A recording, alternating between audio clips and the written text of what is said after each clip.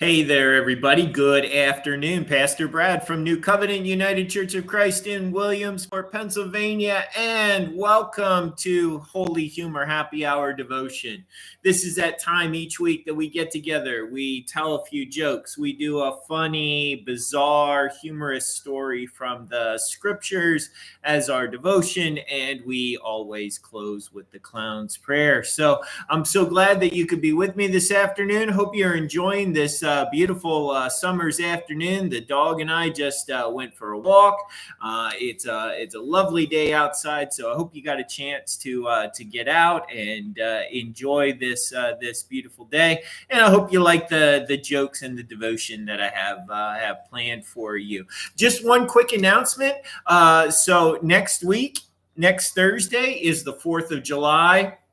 No Holy Humor Happy Hour devotion. You can have happy hour, but no Holy Humor Happy Hour devotion on the 4th of July. You can have happy hour on the 4th of July, but there won't be a devotion on the 4th of July. So we'll resume with our weekly devotions on Thursday, July 11th. So hey, check out that cool it's not on the YouTube's channel, but on the Facebook channel. I got a glow above my head. Must be the sun reflecting off the light here in the kitchen. So I got a glow about me, an angelic glow. I'm an angel today. All right. With that said, let's get started. So my secretary, Miss Lauren, told me that today is Pineapple Day. I had no idea. When I looked up what the national days were today, there was no mention of Pineapple Day. So I said, you got to find me a funny pineapple joke. So this is what she came up with. You can let me know if you think it's funny or not. Here we go. A bartender was upset when someone kept asking for a pineapple, an orange, a strawberry, a blueberry, a cherry in their drink. Finally, the bartender snapped and said, no more. Don't order it again. Next time you'll get a punch.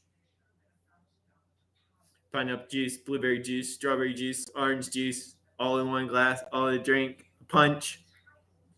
Come on. Maybe it would have been funnier if it would have been rum. Add a little rum to it. All right. National Bomb Pop and National Ice Cream Cake Day. So here we go. I have some jokes for National Bomb Pop. You know, the red, white, and blue pops. The red, white, and blue pops and ice cream cake. So here we go. On his first day at his new job, Dumb Donald saw his coworker arrive at work carrying a thermos. Donald had never seen one before and asked, "What's that thing?" "Oh, this? It's just my thermos. It keeps hot things hot and cold things cold." "Wow," Donald exclaims. "I have to get me one of those." Sure enough, the next morning, Donald has a brand new thermos. His coworker said, "I see you got a new thermos." "Yes, indeed," Donald replied. "What you got in there?" his coworker asked. 2 bomb popsicles and a hot cup of coffee." Donald's thermos keeps the hot hot and the cold cold. All right, here we go. At the church picnic, Martha admonished her husband that it's the 4th time that he's gone back for a piece of ice cream cake. "Aren't you embarrassed?" she said. "Not at all," Harry replied. "I keep telling them it's for you." Maybe that's what Chris Sharnock, maybe that's what John says every time he goes back for more cake. It's not for me, it's for Chris. All right. Decide to be married day. June 27th, decide to be married day. So here's a couple engagement jokes. On the evening of his wedding, Harry sat his son down for a chat and said, "Son, every marriage has 3 rings. First is the engagement ring. Second is the wedding ring. Then comes the suffering." Did you hear about the dog that swallowed an engagement ring? Luckily, he coughed it out when he barked. There was a diamond in the rough. Ba-dum-bum. National Onion Day. National Onion Day. Here we go. Little Johnny came home from working at the diner and announced to his parents, I have good news and bad news. The good news is I applied to join a competitive onion chopping team. The bad news is I didn't make the cut. Chopping cut? If I have to explain it to you, you have to laugh. Did you hear about the onion that sings Bee Gees songs? He's chive talking. National Sunglasses Day. National Sunglasses Day. Dumb Donald told his wife, I think my new sunglasses are making me paranoid. Suddenly everyone seems shady. Did you hear about the guy who wore sunglasses at night and fell into a hole in the ground? He couldn't see that well.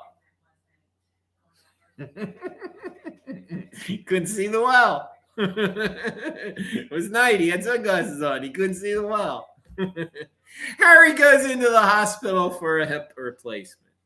He's lying on the hospital bed. Another guy walks into the room that looks exactly like him. Could be Harry's twin brother. Only this guy is slimmer. He wears a stylish blazer, a cool hat, and sunglasses. Who are you, Harry asks. I'm your hip replacement. The lifeguard at the public pool asks a mother to scold her son for urinating in the pool. It's perfectly natural, his mother says, for young children to urinate in the pool. Plenty of children do it all the time. I don't see why you're making such a big deal about my son doing it. The lifeguard pulls down his sunglasses and replies, well, ma'am, the other kids aren't doing it off the diving board. Oh, could you imagine mom's embarrassment? Finally, it's National Bingo Day. All you bingo players out there, National Bingo Day. So here's some bingo jokes for National Bingo Day. Here we go. How do you get 300 old crows into a barn? Hang up a bingo sign. Oh, no, he didn't. Oh, yes, I did. Old crows like to play bingo, huh? Anne and Martha were talking about their husbands over lunch. Anne asked, what do you say when your husband says it's time to choose between bingo and me? Martha replied, you tell him, I'm going to miss you, darling. Martha likes bingo better than her husband. Last one. Here we go. This one's in recognition of the debate tonight. Oh, there's a debate tonight? I hadn't heard. Nobody's talking about it. Harry asked Martha, are we going to watch the presidential debate tonight? Martha replied, nah. If I want to watch two old men fight and scream and insult each other, I'll go to bingo night at the fire hall. Ooh, I got a laugh from Michelle. Michelle laughed at that one. All right, here we go. Those are our jokes. Hope you liked them. Hope you liked at least one of them. Here we go. This Sunday, we'll read about two of Jesus' healing stories. The healing of the synagogue leader's daughter and the healing of the woman that had been bleeding for 12 years. But there's actually a third healing story in Mark chapter 5. Jesus heals a possessed man. Here's the bizarre way that exorcism takes place. Mark chapter 5, verses 11 to 13. Now, there on the hillside was a great herd of swine feeding. And the unclean spirit begged Jesus, send us into the swine. Let us enter them. So Jesus gave them permission. And the unclean spirits came out of the man and entered the swine, and the herd, numbering about 2,000, rushed down the steep bank into the sea and were drowned in the sea. This ends the reading of the word. Thanks be to God. In Mark chapter 5, verses 11 to 13, we encounter a moment of unexpected humor in the midst of this dramatic story. Jesus confronts a man possessed by a legion of demons, and as he prepares to cast them out, the demons plead, "Send us among the pigs. Allow us to go into them." Jesus grants their request, and the unclean spirits enter about 2,000 pigs, which then rush down a steep bank into the sea and drown. The humor here lies in the absurdity of the situation. Imagine the chaos. 2,000 pigs squealing and stampeding over the cliff into the water. It's a scene straight out of a Bugs Bunny cartoon or a Three Stooges movie. Yet there's a deeper lesson in this bizarre episode. The pig's plunge symbolizes the ultimate futility and self-destructiveness of evil. When left to our own devices, evil leads to chaos and destruction, much like the pig's mad dash into the sea. Moreover, the story highlights Jesus' transformative power. He brings liberation. Even if the process involves some unexpected twists and turns, the once tormented outcast, the once demon-possessed man is restored. He's liberated to his right mind and is welcomed back into the community. We can appreciate the humor in this passage by also remembering that Jesus' love and grace can shine even in the most chaotic and bizarre situations. Let us pray. As I stumble through this life, O God, help me to create more laughter than tears, to dispense more happiness than gloom, and to spread more cheer than despair. Never let me become so indifferent that I will fail to see the wonders in the eyes of a child or the twinkle in the eyes of the aged. Never let me forget that my total effort is to cheer people, to make them happy, and to forget momentarily all the unpleasantness in their lives. And in my final moment, may I hear you whisper to me, when you made my people smile, you made me smile. Amen.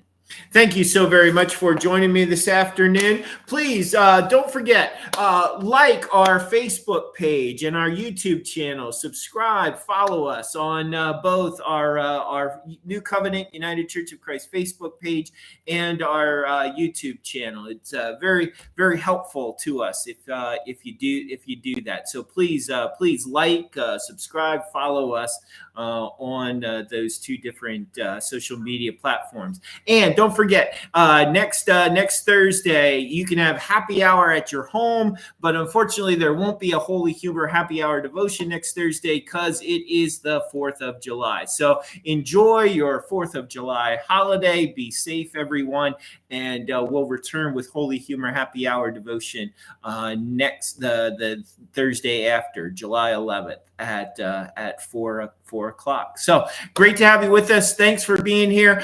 Sunday morning, 10:45 a.m. The message is titled, "Can He, Will He, Does He Care?" And it's based on the two other healing stories that we talked about earlier in Mark chapter 5. So hope you can join us either in person or virtually. Till next time, everybody, peace, blessings, love, and prayers. Thanks for being here. Bye-bye.